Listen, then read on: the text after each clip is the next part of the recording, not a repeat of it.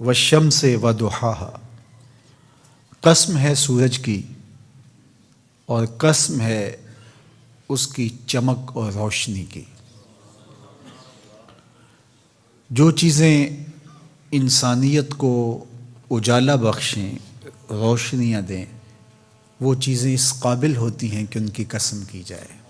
والقمر اذا تلاہا، اور چاند کی قسم جو اس کے پیچھے نکلے۔ یہ تو دنیا مانتی ہے کہ جو سورج ہے اس کی روشنی اپنی ہے جو اللہ نے اس کو عطا کی، لیکن چاند پر عکس پڑتا ہے سورج کا جس کی وجہ سے وہ منور ہوتا ہے۔ تو جو کسی روشن چیز کا عکس قبول کر لیں اور پھر اس عکس سے منعکس ہو کے آگے روشنیاں بانٹنے لگ جائیں، وہ بھی اس قابل ہوتے ہیں کہ ان کی بھی قسم کی جائے۔ ورنہ دیے تلے اندھیرا رہتا ہے، روشنیوں کے پاس رہ کر بھی کچھ لوگ محروم رہتے ہیں۔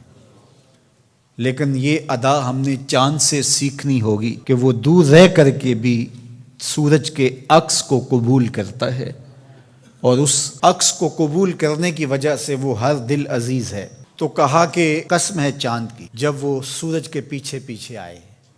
آگے چلنے کی سعادت اگر کو کسی کو مل جائے، امامت کا منصب اگر کسی کے پاس ہو، قیادت اگر کسی کو عطا کر دی جائے تو یہ تو اچھی بات ہے، لیکن پیچھے چلنے کی صلاحیت بھی بڑی صلاحیت ہوتی ہے۔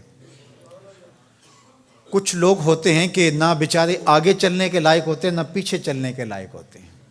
وہ ہمارے ایک بزرگ تھے تو وہ فرمایا کرتے تھے کسی شخص کے بارے میں کہ اس کو آگے لگائیں تو آگے سے بھاگ جاتا ہے، پیچھے لگائیں تو پیچھے سے بھاگ جاتا ہے۔ تو کسی کے پیچھے چلنا اور کسی سے روشنی لینا اور کسی سے فیض پانا، یہ بھی ایک صلاحیت ہوتی ہے۔ تو روشنی جہاں سے بھی ملے لے لینی چاہیے۔ یہ نہیں کہیں کہ یہ میں یہاں سے کیوں لوں، جہاں سے روشنی ملے وہاں سے لے لینی چاہیے۔ حضرت لقمان حکیم سے کسی نے پوچھا کہ تو نے دانش مندی کہاں سے سیکھی؟ تو کہا بے وقوفوں سے۔ کہا وہ کیسے؟ کہا جب کوئی ایسا کام کرتے جس پر انہیں ملامت سہنا پڑتی تو میں ارادہ کرتا کہ یہ کام زندگی میں نہیں کروں گا، اس پہ ملامت اور نفرین کا سامنا کرنا پڑتا ہے۔ تو سیکھنے والے سیکھ لیتے ہیں، نہ سیکھنے والے جو ہے وہ روشنیوں کے حصار میں بھی اندھیروں میں رہتے ہیں، اور سیکھنے والے ظلمتوں سے بھی سراغ زندگی تلاش کر لیتے ہیں۔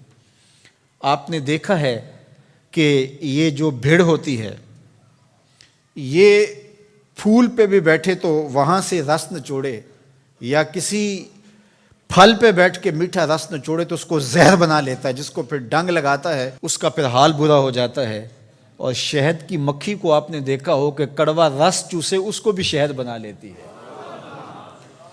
تو مزاج اپنا اگر اچھا ہو تو پھر جو ہے وہ بہتریوں کی طرف انسان راغب ہو جاتا ہے، لیکن اگر مزاج کا ماڑا شخص ہو تو پھر اسے شکایت ہی رہتی ہے کہ مجھے کوئی ملا نہیں ہے، مجھے کوئی ملا نہیں، ساری زندگی وہ یہی کہتا ہے۔ جبکہ ایسا نہیں ہے، اللہ تعالیٰ جل شانہ نے اس کائنات کو خیر سے محروم نہیں رکھا ہے۔